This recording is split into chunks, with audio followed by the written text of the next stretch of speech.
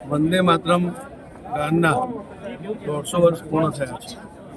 આદરણીય વડાપ્રધાન નરેન્દ્રભાઈ એમને મન કી બાતમાં ઉલ્લેખ કર્યો હતો.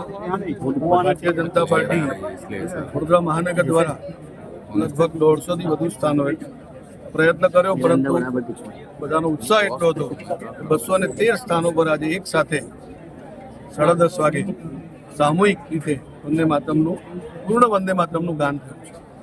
આ એક ગૌરવની વાત છે. આપણા આઝાદીના સમયમાં અનેક શહીદો, અનેક ક્રાંતિકારીઓ, અનેક આંદોલનકારીઓએ વંદે માતરમના આ નારા સાથે કેટલીય લાઠીઓનો માર સહન કર્યો છે, કેટલા પ્રકારના જુલ્મોનો સહન કર્યા છે. આપણા શહીદો તો ફાંસીના માચડે પણ ચડી ગયા છે.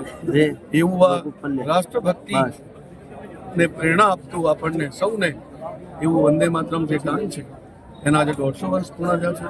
શ્રીમાન બંકિમચંદ્ર ચટ્ટોપાધ્યાયજીની આનંદ મઠમાં કરેલી આ રચના ખરેખર અદ્ભુત રચના છે.